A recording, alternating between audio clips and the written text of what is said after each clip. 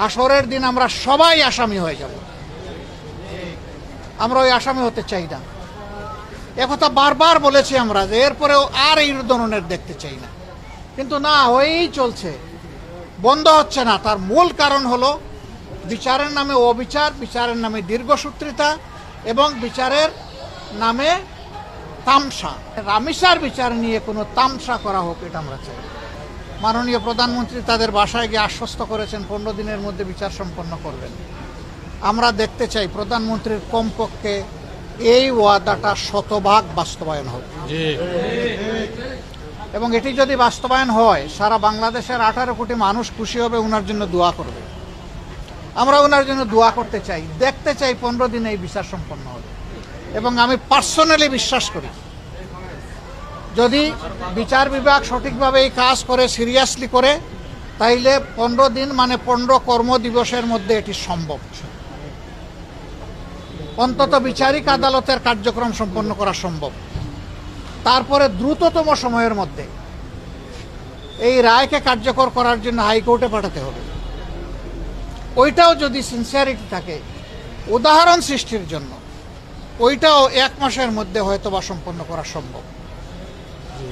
এবং আমি অনুরোধ করব আত্মস্বীকৃত এই ধরনের বদমাইশদের পক্ষে কোনো আইনজীবী যেন আদালতে না দাঁড়ায়। আমি আহ্বান জানাবো এটা নিয়ে কেউ যেন কোনো রাজনীতি না করেন। এইটা আমাদের ইজ্জত বাঁচানোর লড়াই।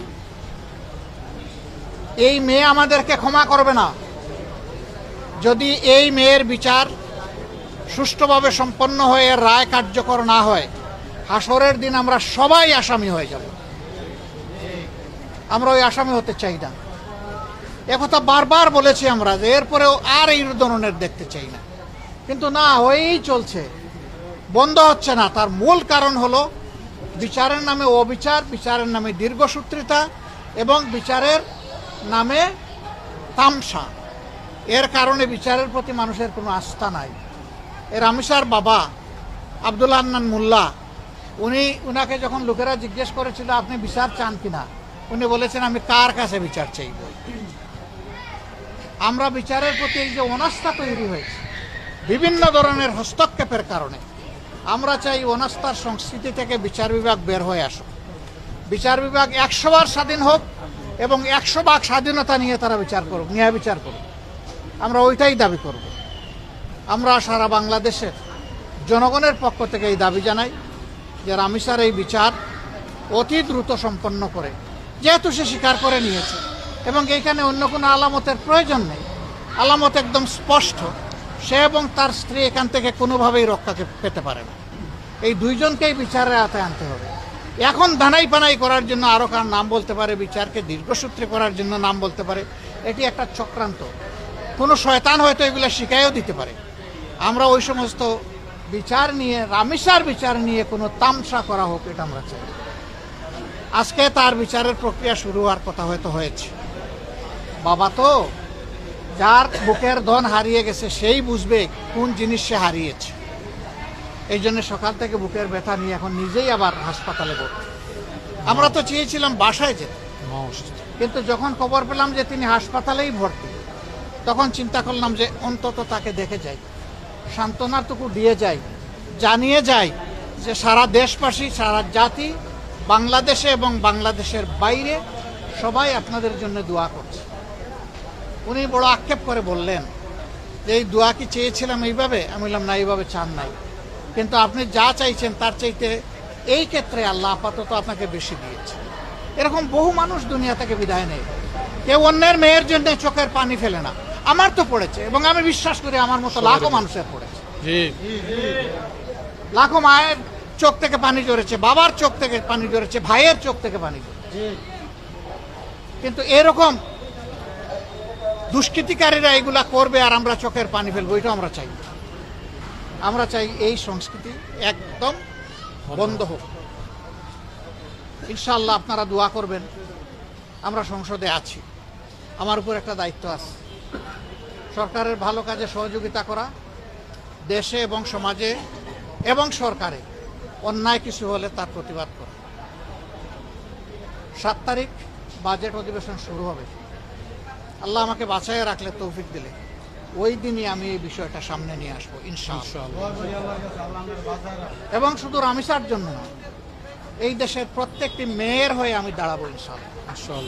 প্রত্যেকটি মেয়ের বাবা হয়ে, তাদের দাদা হয়ে, নানা হয়ে আমি দাঁড়াবো ইনশাআল্লাহ। আমরা জানি না কতটুকু করতে পারবো, কিন্তু আমাদের এই লড়াই চলবে। এবং আমি বিশ্বাস করি এই লড়াইয়ের শেষ পর্যন্ত মানবতার বিজয় হবে ইনশাআল্লাহ, অসত্যের পরাজয় হবে ইনশাআল্লাহ। আমরা দোয়া করি রামিসাকে আল্লাহ তাআলা জান্নাতে পাকি হিসেবে করুন। তার মা বাবা দুজনই অসুস্থ, মা শয্যাশায়ী, বাবাও আজকে হাসপাতালে ভর্তি হয়ে গেলেন। এই দুইজনকে আল্লাহ তাআলা সুস্থতার নিয়ামত এনায়েত করুন। তার একটা মাত্র বোন, ও কচি মেয়ে, বয়স কত, কিভাবে তার বুকটা ধরায় রাখবে? হাত ধরাধরি করে এরা দুইজন কত খুনসুটি করেছে। সেই ছোট বোনটাই চলে গেল ওরে দুনিয়ায় রেখে, ও সহ্য করবে কিভাবে? আল্লাহ তাআলা ওলেও সবর করার তৌফিক দান করুন। আপনারা যারা এই ঘটনায় ব্যথিত হয়ে তাদের প্রতি সমবেদনা জ্ঞাপন করেছেন এবং দর্শক খুনির প্রতি ধিক্কার এবং নিন্দা জ্ঞাপন করেছেন, আপনাদেরকে আমি অন্তরের অন্তঃস্থল থেকে ধন্যবাদ জানাই। আমি বলবো যে নীরবে শুধু ধিক্কার এবং নিন্দা নয়, আসুন এই ব্যাপারে আমরা সোচ্চার হই, সরব হই। আমি আপনাদেরকে কথা দিচ্ছি, আমরা এ নিয়ে রাজপথে আসি, আমরা এ নিয়ে সংসদে থাকব এবং এ নিয়ে রাজপথে আপনাদের সাথেও আমরা থাকবো ইনশাআল্লাহ।